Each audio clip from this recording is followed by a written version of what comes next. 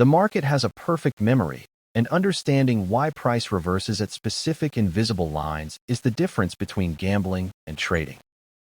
Support and resistance are not just lines on a chart.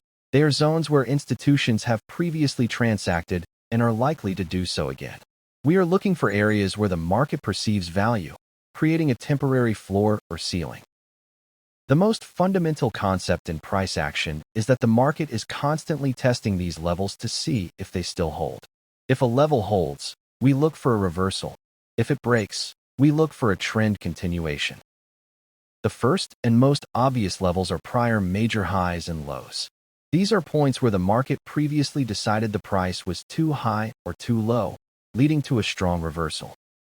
When price returns to a major prior high, bears see value in selling again, and bulls often take profits, fearing a double top.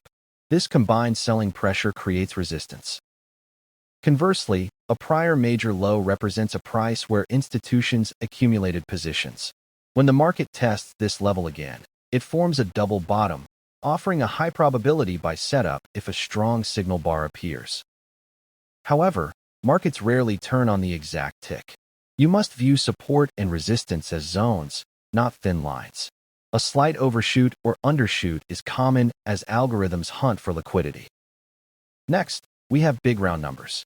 Human beings and algorithms gravitate toward integers like 100, 1.5000, or 3000. These act as psychological magnets and barriers. Option writers often defend these strikes, and profit-taking orders are clustered here. If a strong trend stalls at a round number, watch for a counter-trend setup. A frequently overlooked form of support and resistance is the gap. A gap represents a price range where no trading occurred, usually due to a sudden imbalance in supply and demand. The top and bottom of a gap often act as magnets. If the market gaps up, the bottom of that gap becomes support. If price tests it later, we call this closing the gap. Moving averages serve as dynamic support and resistance. In Al Brooks' methodology, the 20-period exponential moving average, EMA, is the critical baseline for institutional fair value.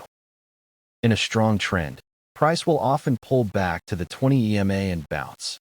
Traders place limit orders at the average, expecting the trend to resume from this value zone. If the price stays far away from the moving average for too long, it becomes overextended. The EMA then acts as a magnet, pulling price back towards it before the trend can continue. Now, let's discuss behavior at these levels. When price hits resistance, 80% of breakout attempts fail. This is why buying high in a trading range is dangerous. Traders often see a strong bull bar hitting resistance and think breakout, only to see the next bar reverse. This is a bull trap. Professionals are selling while amateurs are buying. However, if the price consolidates right under a resistance level, forming a tight trading range, the probability of a successful breakout increases significantly. This buildup suggests that sellers are exhausted. They can no longer push price down away from the resistance. When the breakout finally happens, it is often violent and sustained. Once a resistance level is decisively broken, a fundamental shift occurs. That level, which was once a ceiling, now becomes a floor. This is role reversal. Bulls who missed the initial breakout wait for the pullback to the old resistance level to buy. Bears who sold the resistance are now trapped and must buy to cover their losses. This combination of new buyers entering and old sellers covering creates strong buying pressure at the breakout point, confirming the new support level. The same applies to support. If a major support level fails, it often becomes resistance on the retest. Traders look to sell the breakout pullback into this new ceiling. How do we trade this? We never place limit orders blindly at a level. That is like standing in front of a freight train hoping it stops. We need confirmation. We wait for price to reach the zone and then look for a signal bar. This is a candlestick that indicates the market is rejecting the level. For a buy setup at support, look for a bar with a long tail on the bottom and a close near its high. This shows sellers tried to push lower but failed. For a sell setup at resistance, look for a bar with a long tail on top. This indicates buyers tried to break out but were overwhelmed by sellers. If the signal bar is weak, for example, a doji, or a bar with a bad close. It is safer to wait for a second signal or a second entry. The second entry is powerful because it traps traders who entered on the first weak signal.